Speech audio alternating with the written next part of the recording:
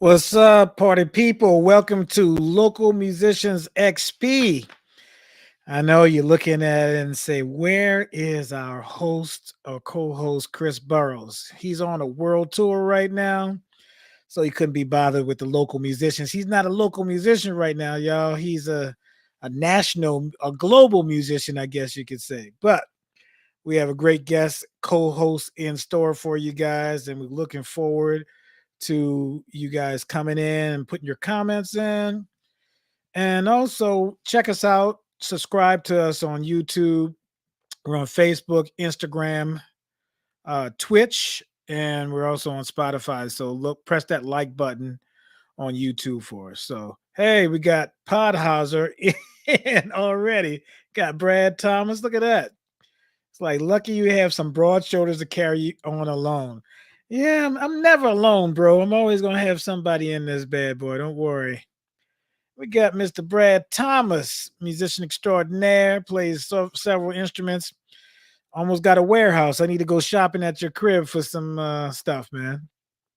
Yeah, so got a lot of stuff going on. Like I said, Chris is on the road, so we hope that he comes back safe and sound and have a nice time. I heard that they had a good first night. So we could kind of talk about this next person that we have, what it's like being on the road. It's an arduous task sometimes, so much to keep up with. And so for you guys who don't know what it's like being on the road, it's not all fun and games. You got places you got to meet, deadlines, you got to try to eat what's available. You could gain weight quickly on the road. It's a crazy situation. But it's fun if you're with good people. If you're not with good people, it's kind of crazy too. So but anyway, what's going on? Um, we have a lot of gigs going on around. We got a gig tomorrow talking about something new, a jazz club that's going to be coming to Atlanta. We're psyched about it. We'll probably get you some more information on that, especially when Chris comes back. Um, February 18th is the Balzer Theater again. 7 o'clock is going to be EC3 and friends. So definitely want to come and partake of that. Tickets are going fast. I'm happy to say they are. So that's really good. And we have some really good programming coming your way. So let me introduce my co-host for this evening. I met this brother. Actually, I was supposed to meet him earlier. I was supposed to have a gig with him in Thule, Greenland, and the band that we're going to be playing in. And then when I got there, was another saxophone player. So I was like, I thought are you Mace? He's like, no. He's like, I'm not Mace, but what are you expecting? I was like, well, I never met Mace before. So he's like, okay, well, his name was Maurice White. Got to know him, and I can't remember when me and Mace played a gig together. Oh, I just told y'all the name of the cat. Well, I might as well just go ahead and bring him in. So without further ado, welcome to the stage, legendary saxophonist and good friend of the show and the creators of this show, Mr. Mace Hibbard. Yeah, that was a great hidden introduction there. It was horrible, man. It was horrible. I just said your name, man, but there's no other way to say it. It's just like That's all right. Yeah, At least you have an idea of when we met. I don't have a clue. My memory's so I bad. don't remember either, but I know that we were supposed to be on that Shimmer gig in Greenland, and I don't know why you were not on it. Maybe the dates didn't work out for you or something. Yeah, I think so. But yeah. So, Mr. Hibbard, what's going on with you, man? Nothing. Just happy to be here talking to you tonight, filling in the huge shoes of Mr. Chris Burroughs. If you could talk like Chris Burroughs, then it would be really good. I'm not going there. Not gonna do it on the record. Okay? He's probably listening, so I'm not doing that. So, Mace, I was going to talk about how you're a great educator. When I met you, you were teaching at Georgia State. You are now currently at Georgia Tech. We've done a lot of gigs together. You hail from Waco, Texas. Is that correct? That's correct. Your dad was a trumpet player, and that's how you got involved with the music. And you kind of forged your own way, your own path. And I don't know what brought you to Atlanta. You probably talk about that too. Something brought you to Atlanta, and maybe the job was the job or something else. Both my wife and I are from Texas, and we had been married about a year, and we just kind of wanted to get out and see what else was out there. Right. And my good friend Chip Krotz, who I went to college with, was teaching at Jacksonville State, which is kind of right on the Alabama-Georgia line. Right. And he said, well, if you move to Atlanta, I can get you a teaching gig here.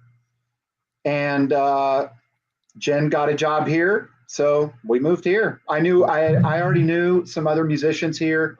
I knew Justin Varnes, and I had met Joe Granston when I had visited to see if I liked Atlanta.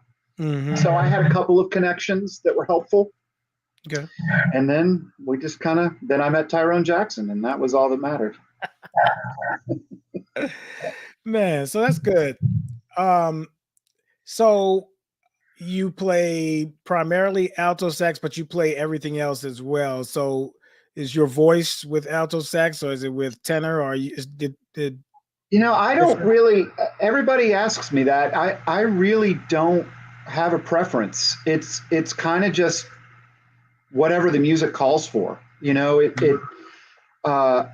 Like for when I play with you, when we did your suite, that was on alto, but a lot of your other tunes are on tenor.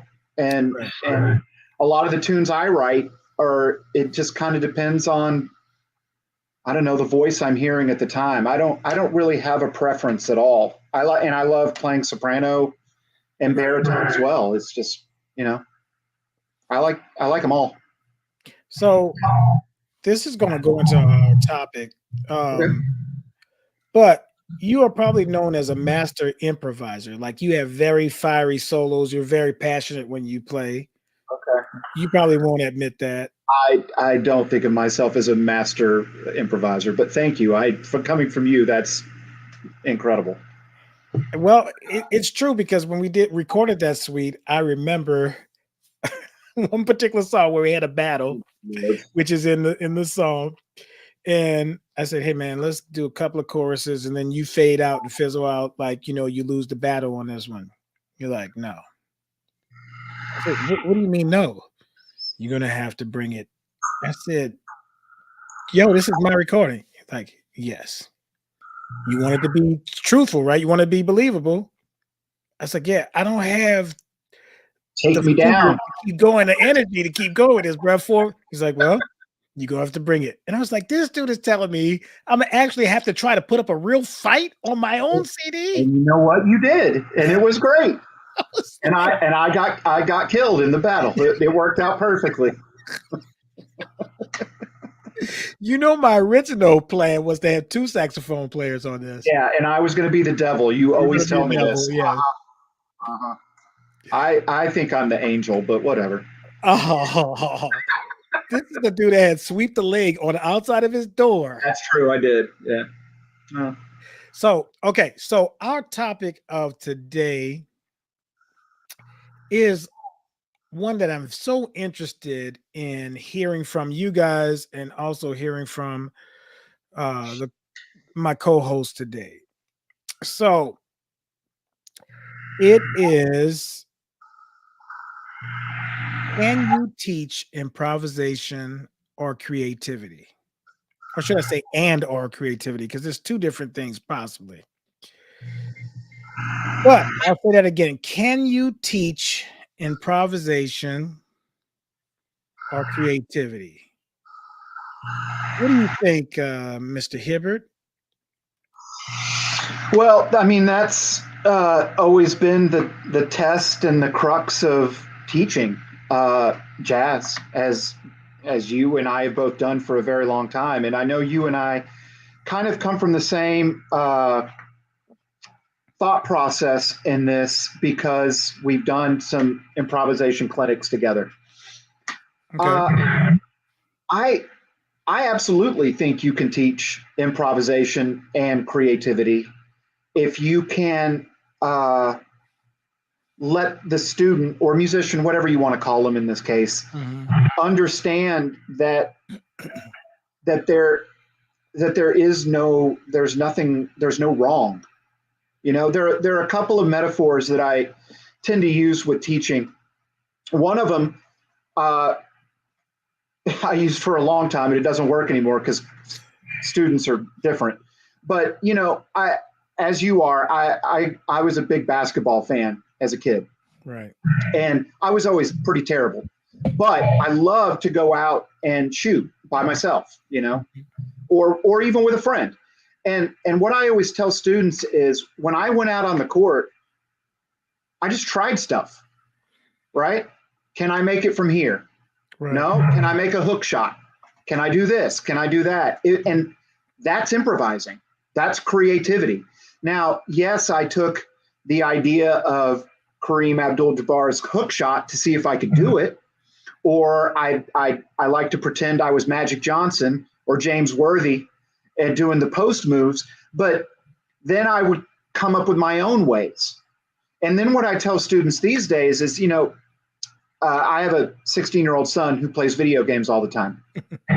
And he'll spend hours in a game, running around looking for a certain box that he has to open in a certain way, and then he dies, and then he does it again. And he'll spend hours and hours trying different combinations and going different ways around the game.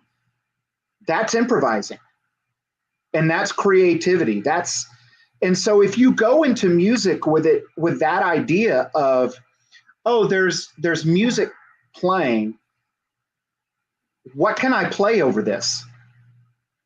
And you're willing to make a lot of mistakes and miss a lot of shots in that metaphor, or die a lot in the metaphor of the game, then yeah, you can absolutely teach someone how to improvise and then get better. When I was a kid, I mean, yes, my dad was a very successful jazz trumpet player, but when I really learned how to improvise, I didn't learn from playing jazz. I learned from turning the radio on. And as you know, back then,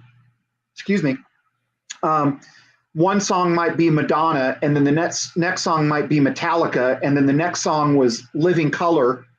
And I just tried to figure out what I thought a saxophone should play over it. And I'm sure it was terrible. I'm sure my dad was horrified at what I was doing up there, but I was having a great time. And then when I started playing jazz, I just took the same idea of, well, this note, I keep playing this note and it doesn't sound good. So I'm not going to play this note anymore. And then as I got better and better and I had knowledge, then you take that balance between knowledge and just creativity, and then you kind of mesh them together. Everybody uses their ear and their knowledge when they're improvising, and everybody does it at a different scale, right? And what I found is that depending on who I'm playing with, or what tune I'm playing, or how I'm feeling that day, those balances change. I might have to think more about what's going on. If I'm really feel like I'm present, then I'm probably not thinking of anything. I'm just listening and reacting. But if we go to your metaphor of basketball, where you were trying stuff, how do you know if it's going to work? I didn't care. But then, when you play, exactly. So then I would start playing with other people, right? And every time I would try a certain shot, it would get blocked, or they would steal the ball, or I would always miss. And so then when I go out and practice by myself again, then I had more information to go, okay, well, that didn't work. Let's try this. And then as you get better, I somehow made my middle school basketball team. I never played, but I made the middle school basketball team. And then there was a coach, and he's like, well, listen, if you do this dribbling drill, then that skill gets better. And then when you're in the game, you don't have to think about dribbling as much.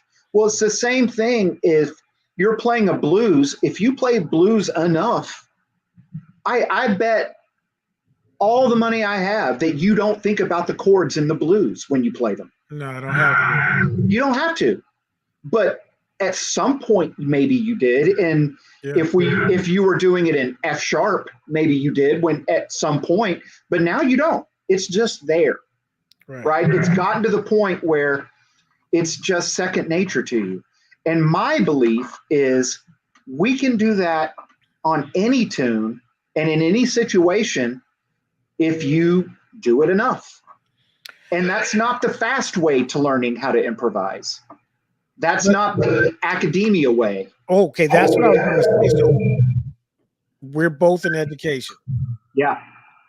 So are you saying that the way that academia teaches improvisation? I think there is the problem with it is that everything has to be gradable. There you right? go. So I taught improvisation at Georgia State for years and I loved it. Right. But the problem is you have to say, okay, by next Thursday, I want you to be able to do A, B, and C. Well, that is a knowledge-based way of learning it. A lot of the time, I would try to teach it from the ear training portion. Well, that one doesn't always happen on the schedule that you want it to. So that you might have a test on all the things you are, and some student may just not get it yet, and then a week later it clicks. Well, does that mean they fail? No, it just means they learn different. And the other thing is that everybody learns differently. Well, some people, knowledge doesn't work for them because then they're thinking too much. Some people. That's the problem with academia is what you said, the syllabus. Right. The syllabus is that I have to set it up for by this week you're doing this, this week you're doing this, and then like you said, then hey, I need to know if you know this knowledge, so I'm going to test you because I got to give you a grade, right? Yeah. And then grades are challengeable, right? So if let's say I am doing it a certain way and I just think this student gets a B, then they'll go on the question, well, what are you grading me off? What's the rubric that you're grading me off of, right? And you say, well, I don't think you have quite have a handle on things. Well, I think I do. Now you got to go before the dean and challenge and the grade and say, okay, why does this person get an A or what have you? So these rules are in place for jazz, but I don't know if that is the way we should do it. Now, here's the thing. Most jazz improv classes, the syllabus is very malleable, right? Yeah, mine was very malleable. One in, right? We have to turn one in, right? Yeah.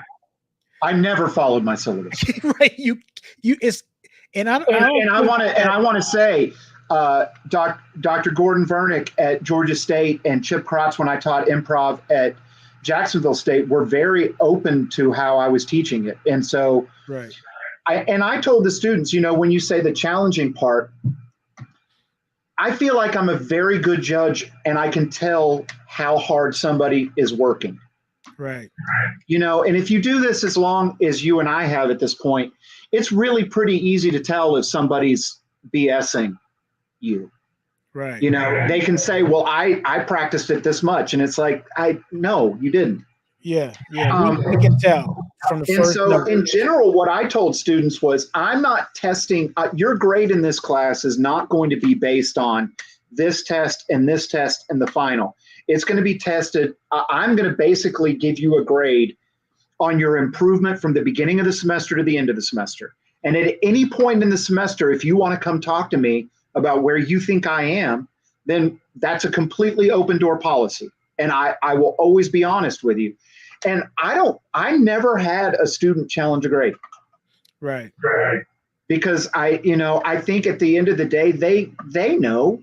And also what I told students was, you're paying to be here. So if you're not putting in the work, you're not hurting me. If you want to argue between a B and an A, that's not what we're talking about. What I'm arguing is you either can play this tune or you can't play this tune. Right. That's whether you're successful or not. Yeah, and I think in academia, so there's this writer, Biasuti. He wrote this article in 2017. I'm gonna see if I can put it up here. Let's see. Oh, look at you. I don't know if it's gonna happen. Oh, let's see here. Oh, look. Yeah, I see it. All right.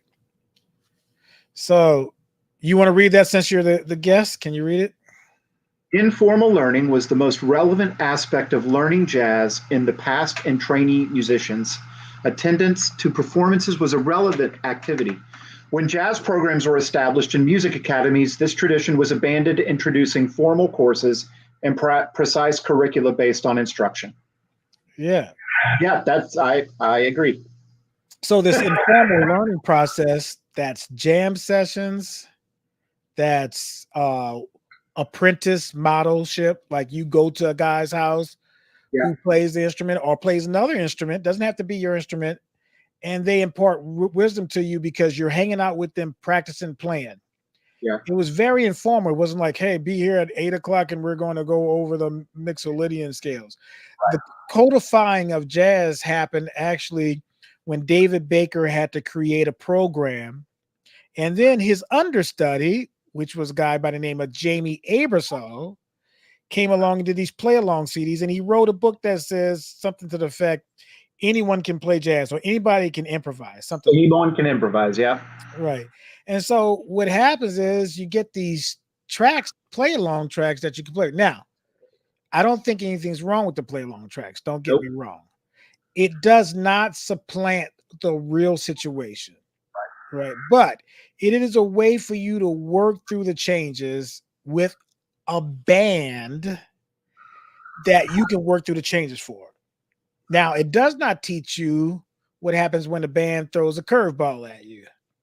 Does not teach you to play, be inspired by what the piano player plays, because you get used to what that comping. And let's face it, the Jamie Aebersold compings was horrible, and the bass lines were horrible. Sometimes the chords weren't good. But it was enough for you to work on a sound, right? Yeah. But I dare say, if somebody said, hey, go to Columbus State University to learn how to speak French, and the person that goes to Paris to learn how to speak French, person who's going to be in Paris is going to speak much more fluently. Yeah. Maybe the guy at Columbus State may show you how to conjugate verbs better or whatever. But as far as being able to speak the language, immersion in the place that you're going to. Now, I don't think that cannot be done on a university level. You just have to have the right pieces in place to say, hey, do what you want with the program. And we've kind of talked about back in the day creating this school environment, right? Right. Because, we do that. We used to do that jazz camp at Georgia State. Yeah. And it would always be me and you in the advanced improv class. And just for our listeners, how did we handle that class? What did we do? Well, and each time it was different. We did it for like 3 years. Yeah. So you just asked me that. I feel like you're trying to get me to go down a certain road. I don't. Who knows? I remember, sometimes it would just be, we would have a student sit down, right, and close their eyes, and sometimes we would give them like very weird suggestions, like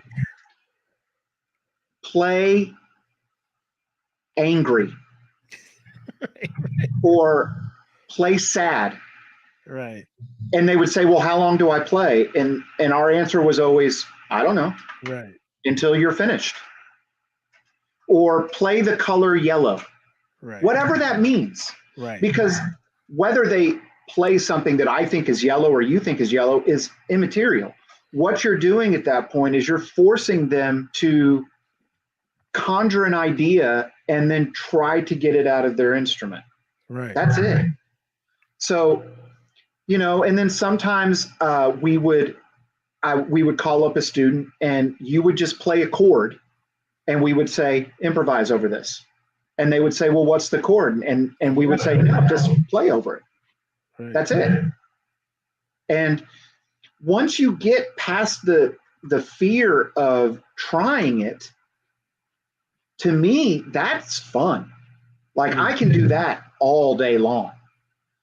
You know, not to backtrack, but you were talking about how people learn. I feel like I should give a little history of how I learned. I said that I learned by playing along with the radio. I was also, again, very lucky that my father ran a weekly jam session in Waco. He was kind of like the musical Buddha of Waco. So he ran a weekly jam session. And I started playing jazz around 15 or 16, I think. And so I would go to the jam session, and because my dad ran it, I could be on stage. And he would never, there were no fake books. There was just like, he literally would say, just play what you hear. And so, and he would go into, I don't know, Black Orpheus. Mm-hmm. And Lord knows what I was playing on Black Orpheus. I'm sure it wasn't even close. But then what started happening is I would go back every week, and he would not always call the exact same tunes, but a lot of the same tunes. And so I would start to remember. But even more so than that, I would start hearing certain things, even if I couldn't put a name to it. Later on, I could go, oh, that's a 2-5-1. And so I never had to, it's just like you're saying when you drop somebody off in France to learn how to speak French. My dad just dropped me off in France and said, figure it out. Right.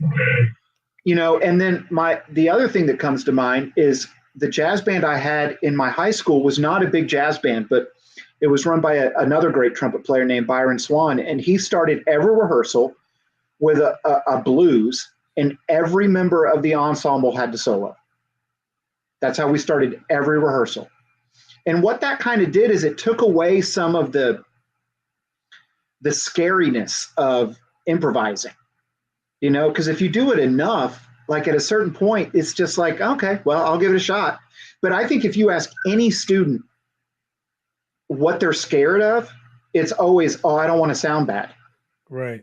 But you have to sound bad to sound good, in my opinion. Right. Whether that's on the bandstand or that's with a Jamie Aberson play along or whatever. I think you're absolutely right. I mean, you have to do the experimentation. You have to not be afraid of sounding bad because, and then just like you would have if you were dropped off in France, the person would correct you. Like if you say a bad pronunciation, they'd be like, you know, whatever. This is what it is. You're like, okay, I said that wrong, you know. Yeah.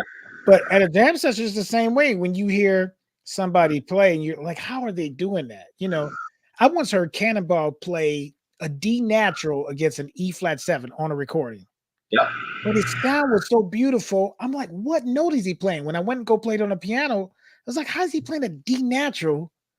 And, you know, here's my chord scale theory that I learned in school. There's a mixolydian mode for E flat 7, so it's got to be a D flat, not a D natural. And he made the D natural work, and I'm like, wait a second, this goes against every convention, and it sounded great. How did he do that? It was my next question.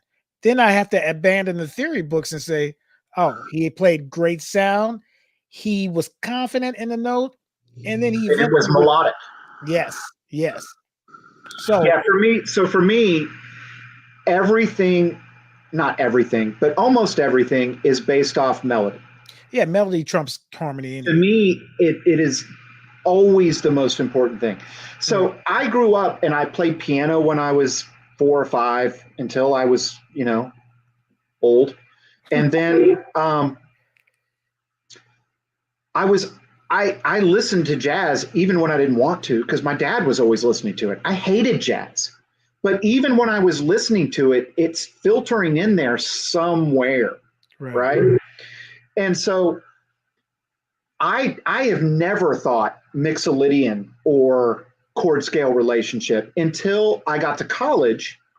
And then I had a great teacher named Jeff Helmer. And once I started playing tunes by like Wayne and Joe Henderson, like my ear just wasn't ready for that. It could not take it. Right. So what Jeff would do, he was a great piano player, is he would play the chord, not even in the terms of the song, and he would say, play over this chord. And I would play over, and he goes, perfect. And then he would play another chord and I would play over it. And he'd say, these are the chords of the Wayne Shorter tune. Your brain just doesn't know how to put them together yet, because that's a pronunciation that you don't yet get.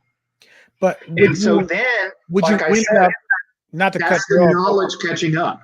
But would you end up possibly playing a Mixolydian mode? Oh, of course. Right, because now you can hear it rather than have to think about what it is. Yeah, right? I just never, at the time, and he would, he'd play, some dominant chord with a whole bunch of, alterations. Yeah. And I would play over it and he'd go, do you know what you just did? And I'd be like, no. He goes, well, you just played the super Locrian scale. And I'd be like, great, what is that? right. Well, that's what they told Dizzy. It's like, hey, I noticed when you play Night Tanisha, you play a super Locrian scale. He's like, oh, that's what you call it? Yeah. Not that he wouldn't know what it is, but he the one created the sound. Like, theory always came after whatever the innovation is. Right? In classical music as well, in all kinds of music. Yeah, you think the first person who played a Neapolitan chord was like, I'm going to create a Neapolitan chord. Or a plagal cadence. No, they didn't care. Cadence, right? He was like, I'm going to end on a major instead of the minor, right? So, and then somebody theoretical came along and said, hey, this person tended to do this all the time, so we're going to call it this, which that's what theory is, what tends to happen, right? Not what always happens, because sometimes Cannonball plays a D natural. No. And a perfect example is that, Mace, if you're driving and you see the light turn red and you're going to sit at the light, right? All right. Same scenario, but at 4 o'clock in the morning in a bad neighborhood. I'm not going to follow that rule. I'm not going to sit at that light. As long as I look around and I don't see anybody come in, I'm breaking that law of the red light, right? So we had somebody respond. I put in the comments, what do you all think? Can you teach improvisation or creativity? Brad says, immersion is the best teacher in learning creativity. In jazz, writing, learning a job, etc. You find ways to get the job done to fit your work and the idea you are trying to present. Either the gift of improv presents itself or not. What do you think about that comment? I think he's right. What I like about that is that it says either the gift of improv presents itself or not. It doesn't always have to present itself. Right. Sometimes you fail. And there are other people who are instinctively better at improvising than other people. Sure. So my wife is very regimented. She is very organized. She is like, she doesn't want anything to catch her off guard. I'm very much the opposite. I'm like, I'm not super organized, but I know where things are. I can try to be organized. I can organize my thoughts, organize whatever, but I'm very much a person that's spontaneous and I can exist in a world of surprises. I just need to know where everything is, you know what I'm saying? Or how I can get out of a situation. You're also comfortable with the unknown of what may happen. And I think you're also confident, I'm speaking for both of us, you're confident that whatever happens, you'll be able to make it work. Yeah, and also I have moxie too. I'm like, man, I got to make this work. Like, people freeze up sometimes. People don't know this. There's great musicians who can't play in recording sessions. That's true. Or play live. There are certain musicians that can't play unless they have a chord chart in front of them. Right. And to me, that is nuts. Right. But that's how their brain works. It's not better or worse. It just is. Right. And sometimes I worry, and this goes back to academia, is that we're always so concerned with whether this is the way you do it or this is the way you do it, that we're saying one way is better. And what I'm saying is that everybody is completely different. Every student I've ever had learns somewhat differently. Right. And I can't approach every student the same way. There were some students that I had to teach them every chord change, and they had to be able to walk a bass line, and they had to be able to tell me what the chords were or write them down, or they couldn't be successful. I had some students that if you told them, they didn't need to know anything, they just played and it worked. or they figured out how to make it work. Right.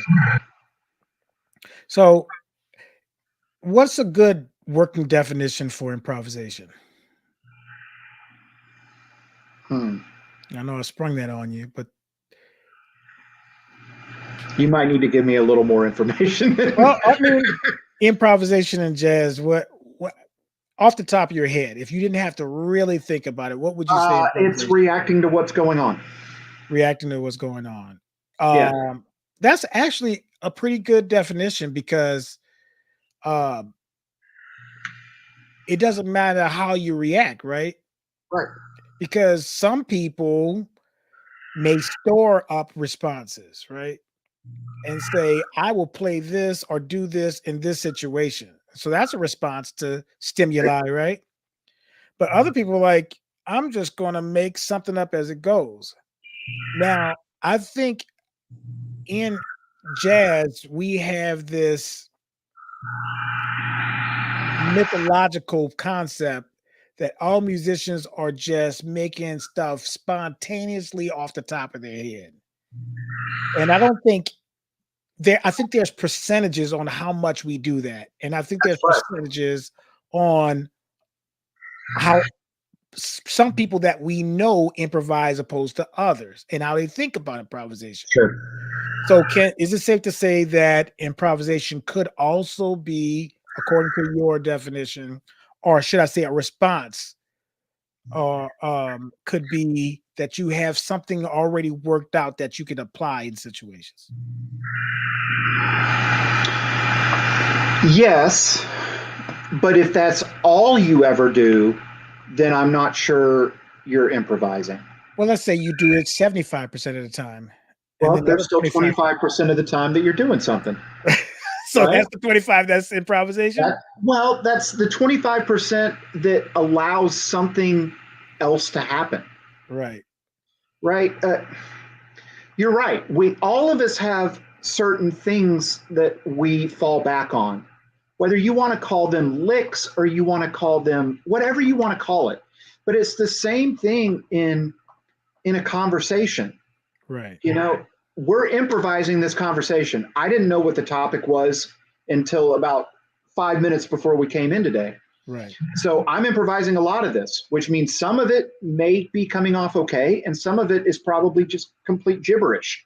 But that's okay. I'm okay with that. There would be some people that would be not okay, not that they weren't able to prepare for an entire day of what does improvising mean to you? Well, that's because you have a knowledge set, an extreme knowledge set of what this is. So this is not going to be intimidating to you, right? That's true, but you also know me, and you know that I don't need an entire day of preparation. Right, but at the same time, I'll give you an example. Have you ever tasted borscht before? No, I don't think so. Okay, so could you tell somebody what to put borscht on? You're like, hey, it's a condiment, put it on a hot dog. But you know what ketchup is. Sure. You know what mustard is. You know what that tastes like. Yeah. And in your, you can. So are you asking if I put borscht on a hot dog? Yes. I might. Yeah. Well, we talked about this too, because remember you said, well, who's the first person that put peanut butter and jelly together? Why? Yeah, I actually wrote a tune called Tuna Fish and Jelly. Tuna fish, because that was the thing. It's like, why wasn't it tuna fish and jelly? Yeah. I find that interesting. Have you ever tried that before? I have. What does it taste Once like? I wrote the tune, somebody was like, well, you have to try it. It wasn't terrible. I wouldn't eat it again, but you know. A friend of yours made something, a concoction with blue cheese, horseradish, apricot jelly, and a cracker. I'd eat that. I tasted it. It was horrible. It tastes medicinal. But I'd still try it. Yeah, I tried it, and I was like, man, what? He's like, I say your friend. He used to be my friend, I guess. But used to be my friend. He used to be my friend. He's probably still your friend. Oh, okay. Where's the turkey? It's not my fault. I don't know why we're not friends anymore, but we're not. But you know that. But what you're saying is, I think you can take this improvisation question. I don't think you the great chefs in the world are great unless they're willing to put tuna fish and jelly together to see if it works. Yeah, I mean, you think of a profile and say, I wonder if this is going to work. I mean, you can think all you want about those tastes, but until you try it, then that's when you know. For me, the most fun as a listener of, let's say, improvised music, or as a player of improvised music, is when I hear somebody go for something and you don't know if they're going to quite make it or not. Right. And sometimes they fail, and that's okay. And sometimes they make it, and that's glorious. Yeah. Right? Yeah. That to me is the excitement of improvising. I love improvisers like Cannonball or Keith Jarrett or Pat Metheny that, like, you just never quite know what's going to happen. You know, and sometimes it's great, and sometimes it's, I don't know about that. But, you know, I tell my students all the time, improvisation, when you're learning how to improvise, it's like giving somebody a task. He's like, hey, I got a couple of sticks, some rope, a tarpaulin, and a hammer, and some I can't think of the name of this thing that you put in, whatever. And I say to the class, okay, make a tent. Right. So I've used the same thing, except I say make a birdhouse. Okay, so we say make a tent, and invariably the first thing people will do will look around to see who knows how to do a tent already. So you'll get a couple of people who know how to make a tent, and they'll start hammering whatever that what's the things that you keep the stake. Stake, thank you. You get the stake in the ground, and they make a triangular surface with this thing, and you're like, oh, that's how they solve that problem. I'm going to do the same thing too. But every now and then you get a person who is so creative that they do something, they attach it to a tree and make a circular kind of thing. You're like, what is in that person's head that they can do that? Now, everybody improvised in that situation, but some people are so far ahead at thinking of those solutions that you're like, see, to me, that's the person has a willingness to fail. Oh, well, everybody has to in that nobody said you're going to. Yeah, but if you build the tent the way you know a tent is supposed to go, or you're looking at the guy that has already built a tent, there's not a whole lot of, I mean, yes, you can fail it. You could just be terrible. But if you build a tent like this, at a certain point, it's probably going to work. But it is imitation though, right? It's imitation before you synthesize it and change it, right? Sure, but the person that builds the incredible tent is willing to forego that definite yes, this will work. They're like, if this doesn't work, I'm going to sleep in the rain. Maybe that's the gene for ultimate improvisation. Yeah. That there has to be a certain part of you that just doesn't care if it sounds terrible. Right. Or not or if you're searching, let's say you're willing to take the chance. Right. To me, that is what it's all about. That's why I love playing improvised music, because sometimes I'm going to go for something and it's not going to work. I would like to think more times than not it does, but also as I've gotten better, my bass level has gotten better. And so even when I'm taking a big chance, if I fail, you might know, and I might know, and the drummer might know, but maybe not everybody in the audience knows. All right, I'm going to ask you a serious question. This is a very serious question. None of these have been serious so far? This is not a setup question. I don't know how you want to answer it, and I don't have a pre-programmed answer to this question. But here's a scenario. Yes. You go into the studio to record something, and it's one take. There's bleed through. You're playing with the band. There's only like one microphone in the room. One take.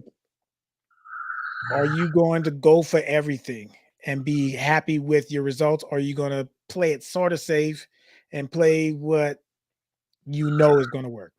Okay. Well, I need to ask some more questions. Okay, give me a question. Am I playing with somebody that I trust? Am I playing with you? or am I playing with a pianist that I've only played with once or twice? I'll take Am both I playing? Give me the Am one I playing? Am I playing on a friend's record who knows what I do and is like, to me, there are so many different scenarios to it. Or have I been called in by, Blue Note to play one solo on a singer's record that I've never met? Right. Well, in that case, I'm probably going to take it a little more safe. Right. But if it kind of, for me, it's all dependent. Well, here's a story I remember hearing. Okay. The great Dolly Parton song "I Will Always Love You" that Whitney Houston did. Yes. Kirk Whalum plays the solo on it. Yes. Right. I heard an interview with him, and he said he went in. They played the track. They said, "Okay, solo on this time." He played the solo, and they said, "Great," and that's the one that's on the record. Wow. And he said if you listen to it as a saxophone player, there's this one part where he goes up where the altissimo, it's not wrong by any stretch. It's a gorgeous solo. But he was like, I hated that part. But that's the take he got. And you know what? I love that solo. I love that part that he hates. Right. To me, that was him just kind of going for it. And whether he felt like he got it or didn't, to me, the feeling of it was perfect. Yeah, I had a similar situation, which you might remember, on a CD that was produced by a record company. I get this one part in this solo where I do this really nice run, and then I kind of clam a note at the top of it. Yeah. And the producer says, "Oh, we need to take that out, record it." I said, No, I'm fine with it. He's like, "No, you don't want that clam there." And I'm like, "Yes, I do." I was like, I am going for it. The feeling of this perfect, right? Or like that song, "No Woman No Cry," when Bob Marley had that little feedback in the solo. Right. It's perfect. If they could take that out, they would. Well, there have been times when you and I have been in the studio together, right, and we'll be listening to a playback, and one or the other of us will be listening to our solo and we'll go, "Oh man, I can't live with that." And the other guy will go, "There's nothing wrong with that." Right. I love that. Right. And because we're so in our heads of either what we meant to do or what we think we should do or what other saxophone players or what other piano players are going to think of it, that it takes somebody else to hear it and go, "No, man, that's great." Right. And you have to have the trust of, like, if I'm playing on a record with you and you're like, "No, man, that's cool," I'm going to be like, "All right." Yeah. And there's other times where you say, man, like you told me one time, I can't remember what situation it was. You were like, "Hey, man, that's not the Tyrone Jackson that we love. Put the Tyrone Jackson on it," right? And I'm like, "Oh yeah, okay, I know what that means," But it's those times. But there's other people. When we recorded Melody in Need, Kina Boto will record "Walk Out the Door." Yeah. And he was because to him, it's all about being in the present, right? And whatever happens, that's it. I was so lucky enough to be on Ben Tucker's last record, the great bass player, and it was me and Kina and Kevin Bales, who was glorious enough to hire me for it, and Marcus Printup. Wow. And we played a tune, and we did one take, and Ben Tucker said, "Okay, next tune." Wow. And Marcus and I looked at each other like, "Wait, what?" And he's like, "Yep, next tune." And we did like one, maybe two takes of every tune, and that was it. Wow. So at that point, it's just like, to go back to your scenario of, do you play it safe or do you not play it safe? At that point, I'm just trying to, like, take in the energy of what's going on and be present. And that's very hard for me. And I think it's very hard for all of us at a certain point. But once you kind of know, well, this is where we're at, let's just see what happens. Well, see, me and you are kind of similar the way we think about things about that. I wonder if we had somebody else who thought differently. I mean, I see Jacob Deaton in the chat. I see Kenya Carter. what do you guys think? What is improvisation to you guys? And while they're thinking about it, or maybe hopefully commenting, now creativity might be a separate thing. I think you might be right about that. So, and I don't have a preconceived notion of a definition, but I'll just pose it to you. What do you think creativity is? I hate to keep kind of going back to the same thing, but for me, it's all about being able to embrace the sort of unknown of what might happen. You know, I can't paint. I can't draw. Yes, you can. I can't draw. Like in that kind of artistic way, I can't see something and draw it. That's just right. So like if you tell me to draw you something, right. I'm not going to be that worried about how it's going to turn out because I can't do it anyways. Right? Like, but I think a lot of it is also just personality based, and that you just kind of have to know what you're willing to deal with at the end of the day. Right. Like if I'm playing a gig with you and we're going for something and it just is horrible, whatever horrible means to you. Right. It just doesn't get to where we're trying to go or whatever. If we're going about it the right way, I don't care. To me, it's this sounds so corny, but it's worth the chance of it failing to go for it. I like the journey of like, let's see if this works. Right. That to me is fun. Look what the great John Lehman said. John, we're gonna get on these gigs one day. You call me, man. I just wish it was available. Man, we used to play back in the day, man, at Fat Max, Rib Shack, bunch of other places. Yeah. So cool. Creativity is the moment. That's the beauty of performing. You never know what's going to happen. I think creativity, if we break the word down with create, you have to have the mindset of construction, that you want to create something, you want to make something, right? Yeah. And I think some people have more measures of that than others. And I'll give you an example. My mom, it was right when Legos came out, but they had something called giant lock blocks, right? That was like the bigger version of Legos, but it was horrible. And then I have two brothers. We're close. You don't know how many brothers you have? You have two. Yeah, we don't count David sometimes. But Tinker Toy was the other thing, right? So me and Dave got Tinker Toy, right? And for some reason, my mom gave Don a giant lock block. So Don swindled Dave out of the giant lock blocks and got the Tinker Toy. And we both had the same kind of plans. But one day I decided I wanted to make a roller coaster. My brother never tried to do it. It's just that he was more interested in swindling us out of stuff. That was Donald, by the way, swindling us out of stuff that was his creativity. He knew how to manipulate. He was the oldest, of course. So anyway, I'd sit in there and I drew up a little plans, and it's like, how's this going to work? And I tried to create a roller coaster. My dad looked, it's like, man, he might be an engineer, because look how he's coming up with that kind of stuff. I never had an engineer's mind, but I was always creative, and I think, or try to construct something. And I think if you think about me, Mace, or anybody who's out in the chat, Isaiah, look at Isaiah Bell's in this bad boy. If everybody knows me, they would know that I am probably more creative than I am anything else, because I'm willing to take the chance to try to construct something. I'll take chances on something, but I will try to play what I hear, my sound, rather than regurgitate what other people do. And nothing's wrong with that.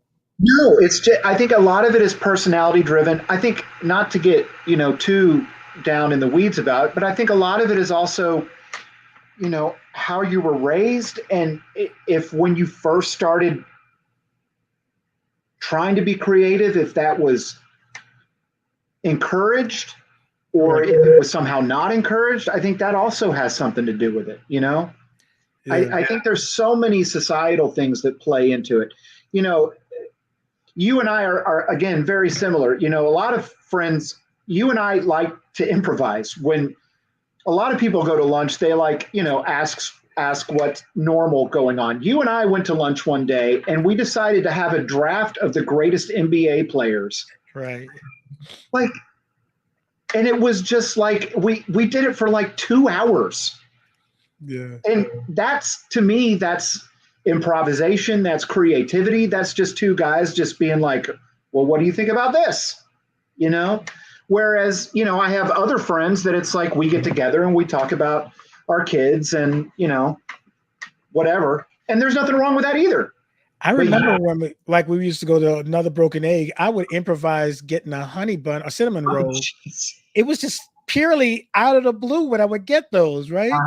Yeah, it was the days I paid. That's the days you got them.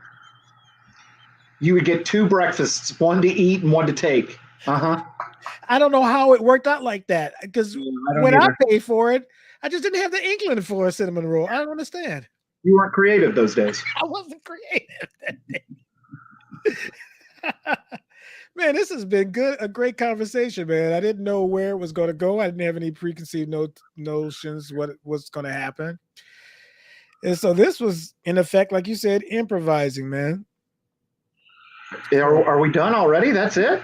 We don't have to be done, but I mean, we need some questions from the people out there. We need some questions.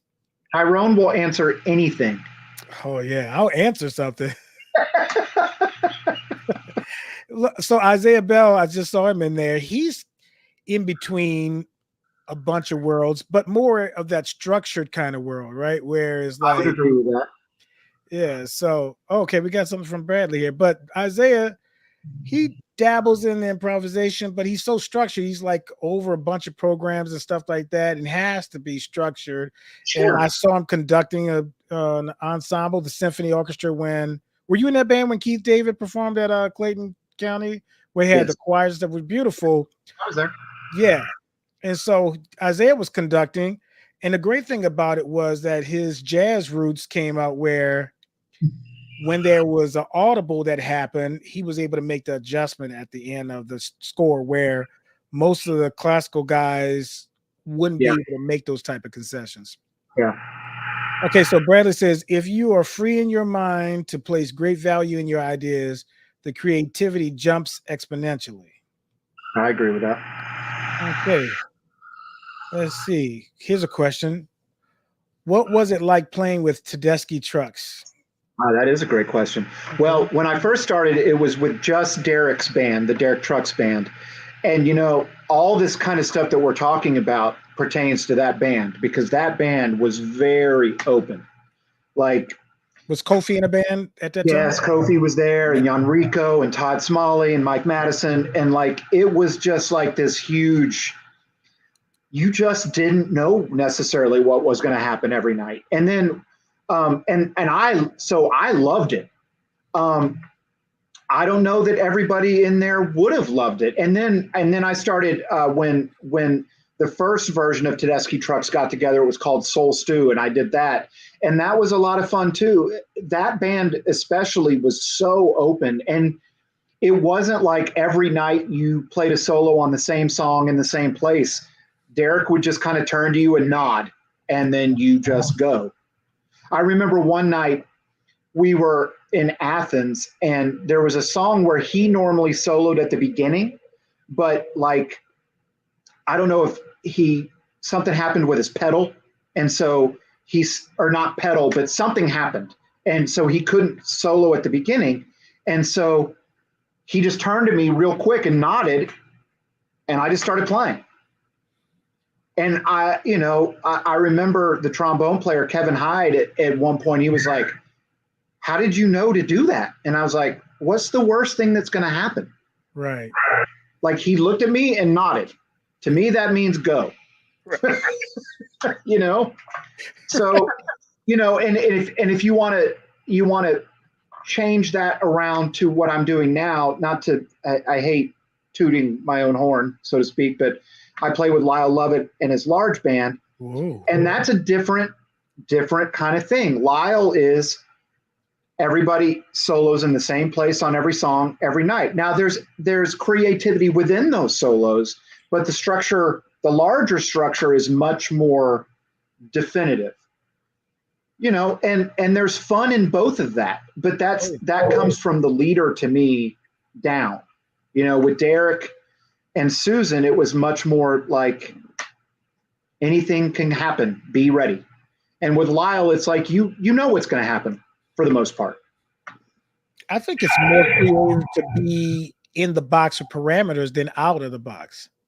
I a lot of times with students, I force them to improvise within very strict parameters to force them to be more creative than they would normally be. Because like if I say, okay, you can solo between a perfect fifth, that's it. Then that forces you to be much more creatively rhythmically.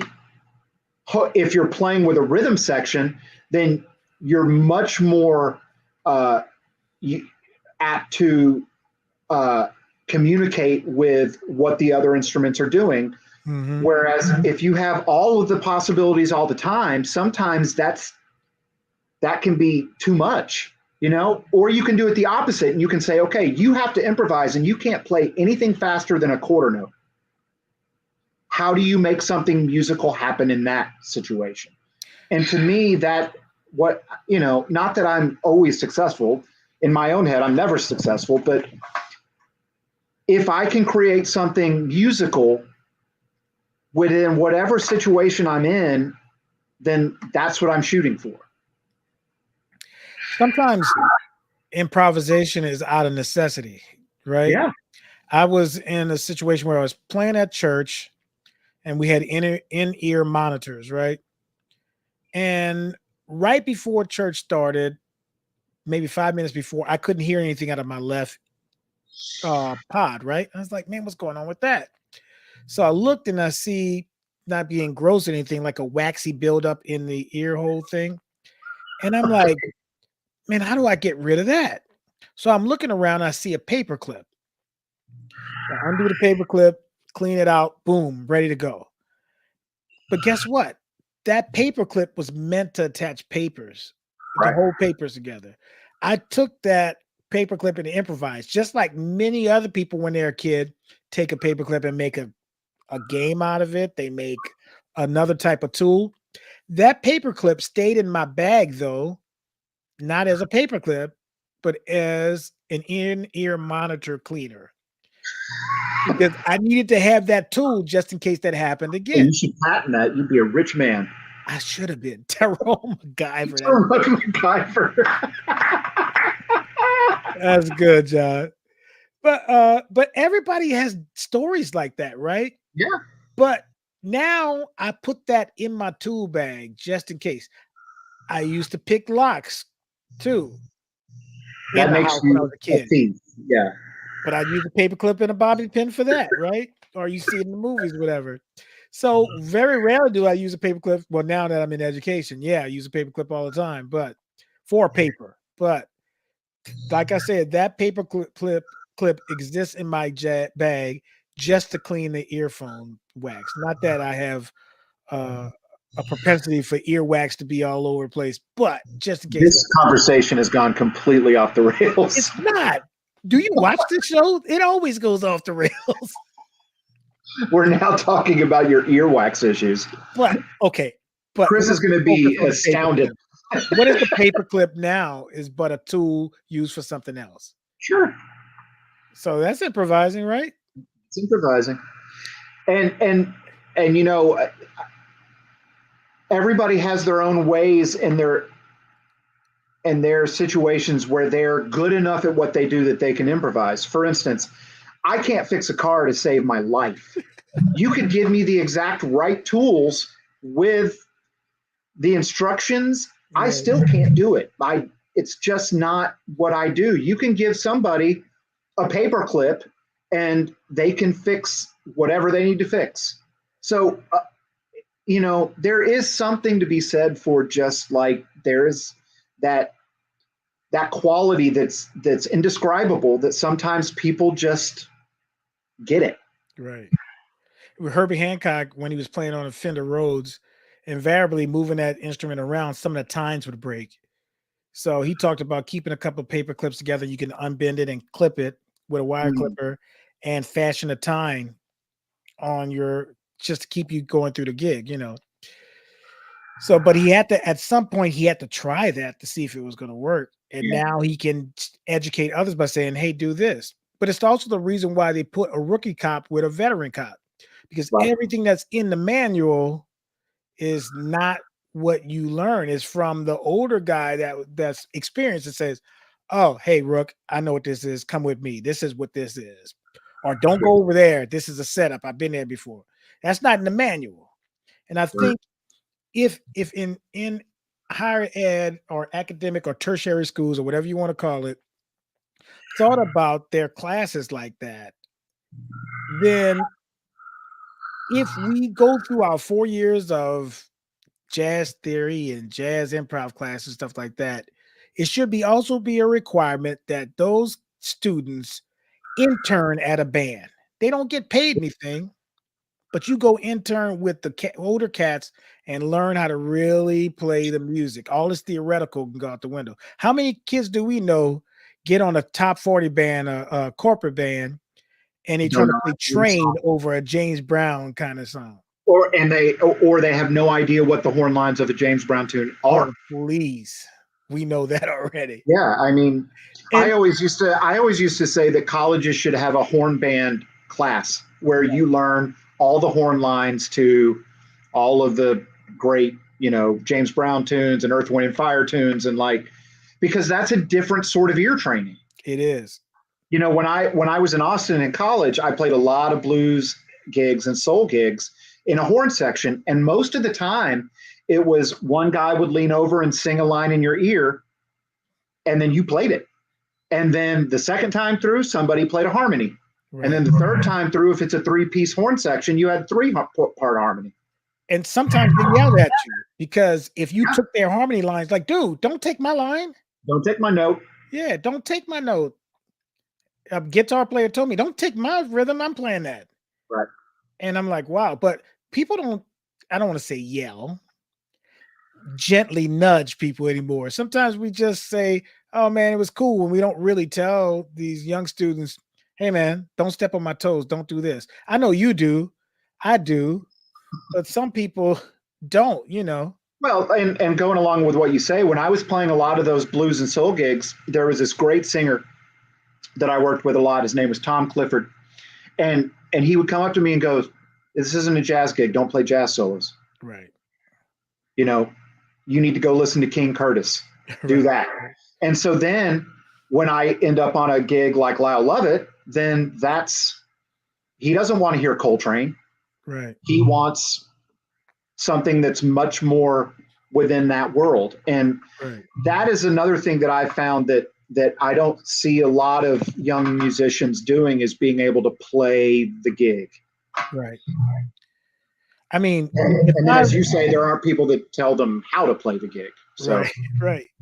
But I mean, if I'm driving to a gig, would I rather have a quick sandwich or a plate of spaghetti while I'm driving? I mean, in a hierarchy, probably a plate of spaghetti, but you could do that.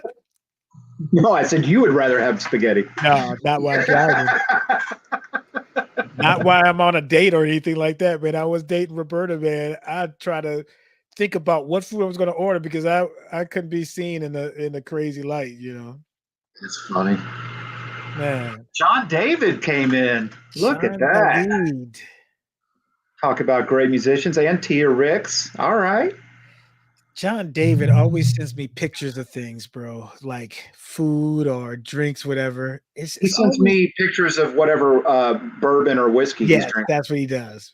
Then he goes and get a fillet of fish once in a blue moon. He knows it tears him up, but it's like he forgets about it, like we all do, and he'll take a picture of a fillet of fish and just send it to me. Oh, Bob Boyce. That's a name I haven't heard in a while. I hope he's doing well.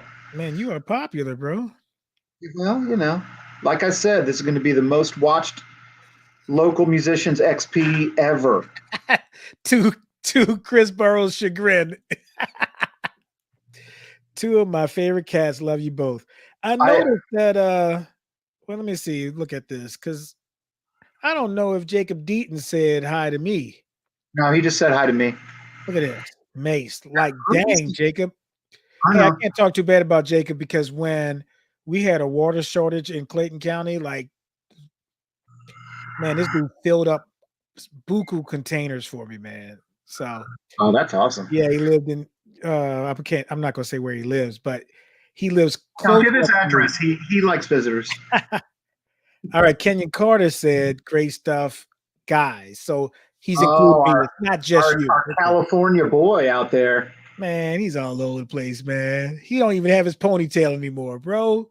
No, he's gone completely California on us now. Straight California. He's eating avocados on everything and stuff. I gave Chris Burroughs a hard time when I found out that it was just you and I. I was like, "Well, you're too cool to be on the podcast with me," and he was like, "Yes, absolutely." Oh wow, he said that. I know. Well, you guys, this has been a great show. Before we conclude, I want to do a "Would you rather" question with Mace. Oh no. Okay. Okay, so the question is, I got to figure out how I'm gonna phrase this easy. Okay, the question is, would you rather be, in the eyes of regular people, a great, like the best saxophone player ever, and make a lot of money because of that, but to the real cats, like, oh, he's super sad. Now you can't change your stripe once you're sad, but people think you're good. The real musicians know that you're sad. We all know who you're thinking about. Or would you rather be like the baddest cat in the world, but only the musicians think that you're great, or know that you're great, and you won't make a lot of money of it because of it? Well, personally, it would be the second one. I mean, I never became a musician to make a bunch of money. Okay. I think some people do. I don't know how they come up with that idea that they're going to, but I would much rather have the respect of my peers than not. Because then it would be hard to walk into any room. Shoot, I'll do it. You're lying. And if I be sure of this, Yeah, Tyrone is so great, everybody. Well, I mean, there's nothing wrong with that. Again, that's just a personal choice, I'm not saying that I would do that. All right, I have would you rather for you. Okay, give it to me. All right, you rather? Okay. For the next 10 years. Okay. On your basketball team, would you rather have Joel Embiid or Victor Wembanyama? Ooh, that's 10 years. 10 years. Okay. So let me think about this. Embiid has been prone to injuries. Yeah. So. And he ducks Jokic any chance he gets.